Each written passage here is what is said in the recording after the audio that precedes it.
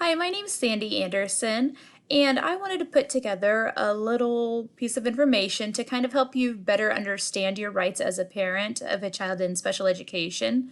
And so, just kind of for a foundational understanding, parental rights have been big in the foundation of our country and even prior to then. So, I wanted to share this quote from a court case, even back from 1944, and it shares that it is cardinal with us that the custody, care, and nurture of the child reside first in the parents, whose primary function and freedom include preparation for obligations the state can neither supply nor hinder. It is in recognition of this that these decisions have respected the private realm of family life, which the state cannot enter. So I just kind of wanted to share that just so you have an understanding that your rights are real, and they're not suggested, they're your rights. You are absolutely your child's best advocate. No one else knows your child as you do, and that's why it's important for you to understand what your rights are. When I share today, I do want to give the disclaimer that I am not a lawyer. I am not in educational law. I am a teacher, and I am simply trying to share information so you can better investigate your own rights and understand how you can best and appropriately advocate for your child and their needs. I wanted to share this QR code. This is actually a direct link to the document put out by the Kansas State Department of Education that goes through the different statutes that provide you these rights. I would highly encourage you as a parent to go through and actually read the document itself. So much can be lost in translation when we have someone sharing that information, and so I would just take the time to investigate and learn a little bit more yourself. But with that, I will do my best to summarize and kind of put into simpler terms the rights that you have as a parent with a child in special education. Again, this is specific to Kansas, and then this will also be in reference to our school district. Our school district participates in a special education cooperative with surrounding districts, and so the link for this information can actually be found on USD 320's website under the Special Services Co-op tab. There you'll also find a lot of other resources that you as a parent could utilize to better educate yourself and understand your rights and how to best advocate for your child. So when we consider the different aspects of parental rights in Kansas, there are several components that go into that we will be discussing. That includes parent participation, the definition of a parent, parents' rights in special education notice, prior written notice, parent consent requested but not provided, notice of IEP meetings, rights for parents of gifted students, education advocates, and student rights at age 18. And so today I'm going to kind of just touch a little bit on each of those. And again, if you want to know more information or before taking action, I again highly recommend actually reading the document yourself. It will educate you in the most direct way possible. When we consider parent participation for children with exceptionalities, that looks a little bit different. The first thing it considers is that we want the parent to be an active role in this entire process. In fact, it's your legal right. It's not just something we want to happen, it has to happen in order for your child to go through to see if they are even eligible for special education services. You have to be an active role in that. If we want to do an initial evaluation, you are an active role in that. Reevaluation processes and development of IEPs, you are required to be active in all of those, and we will kind of further dissect into what that participation looks like. The reason that you are a legal and active role in this entire process is because of something called FAPE, and that stands for Free Appropriate Public Education. And that is basically the right that all children have to learn in the most appropriate public education setting possible for their needs. I'm not When sure I we understand. consider FAPE, we know that it has to be provided at public expense under public supervision and direction and without charge. It must also meet the standards of the state board.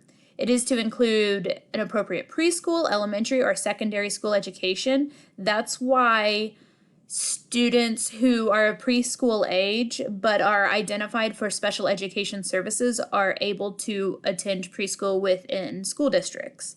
then they are provided in conformity with an individualized education program. So that means that in order to meet FAPE, it must do these things. We also need to consider what is best for the child, and so that is why we want the parent as an active role.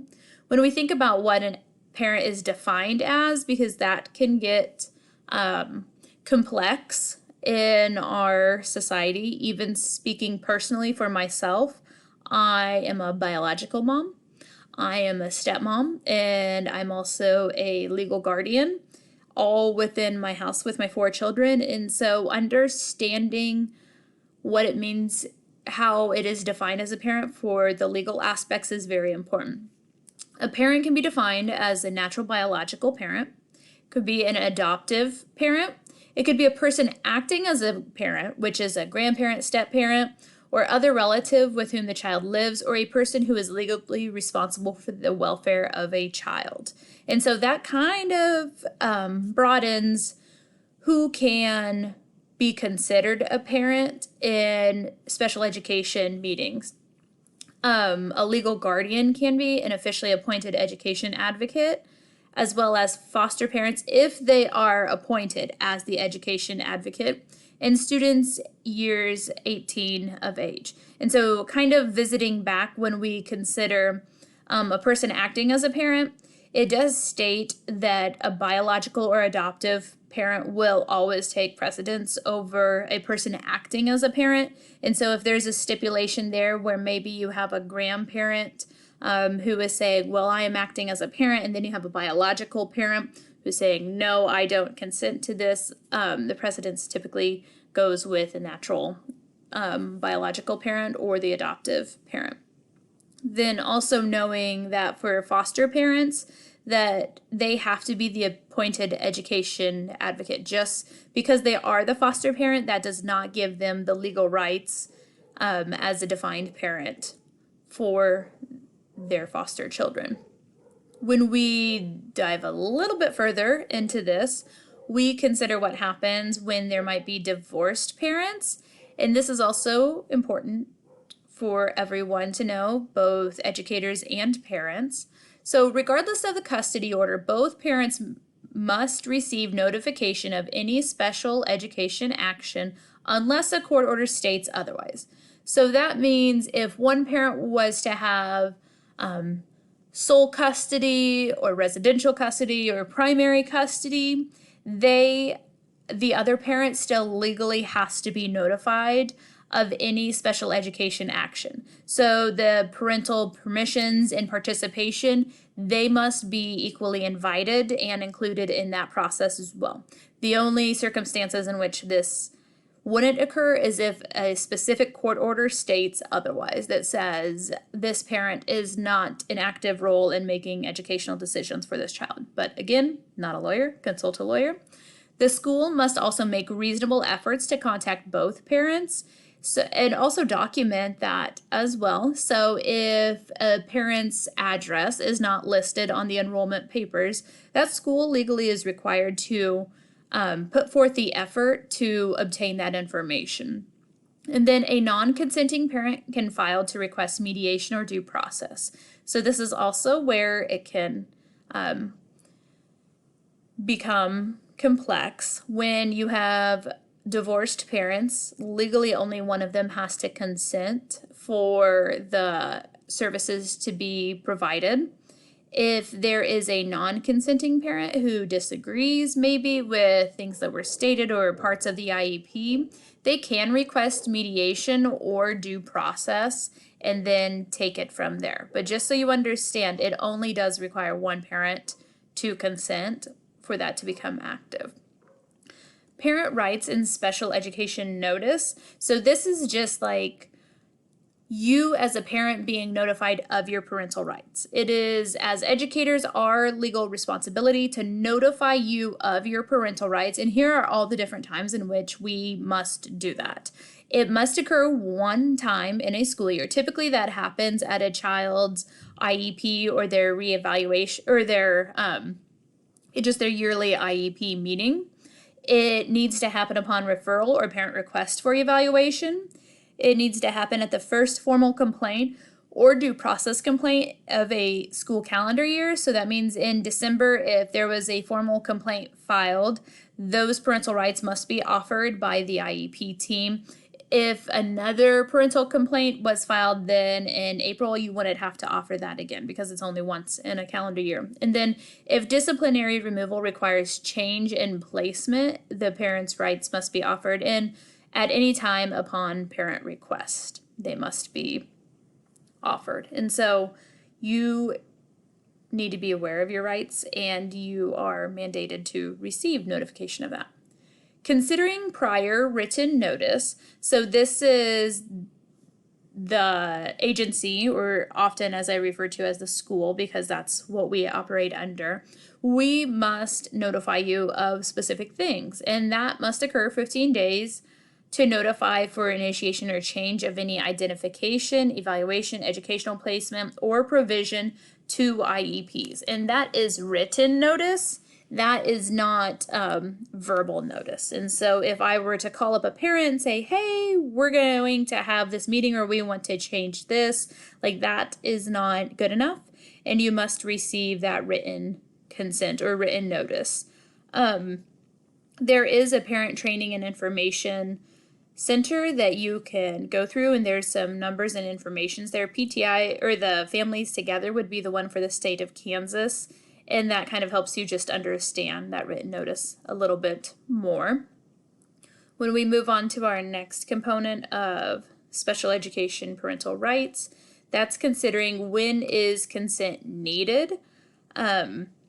So consent from parents must always be informed, never implied. So kind of like I said, verbal agreements don't constitute parent consent. It must always be written. It must be in content that is understood. So that must be in a native language when possible for those parents, and providing them the resources to help better understand what that information means. Parent consent can be revoked at any time. So if as a parent I had consented to an evaluation, I had also consented to certain services being provided, I have the right to revoke that at any time. But again, that must be written request of the revocation of that consent and not verbal. It is always needed, parent consent is always needed for initial, renewal, or changes made to services provided. Parent consent of attendees of IEP meetings. So you must be notified of everyone who would be attending that. That way, if there's any specialist or anything that would be beneficial to the well-being of the child and provide information, they can attend. We must also ask for parent consent for Medicaid, and that's only asked for once in the lifetime of a child. And what that means is if your child receives Medicaid services, as a school, we might reach out to see if there is reimbursement that can occur. And then also understanding that you have to give consent to utilize your private insurance. And under FAPE, you must also understand that schools are legally responsible to provide that free and appropriate public education. Your private insurance isn't required to pay for it. So you have the option to provide that information, but you are not required to do so as a parent. So again, I would really encourage you to read through the verbiage on your own just so you have a better understanding of what that means. Then moving on to the next component would be parental consent. Requested but not provided. So this is if we try to reach out to parents to receive their consent, but it's not provided. Number one, we must greatly document that. Then we also must document that it can be revoked.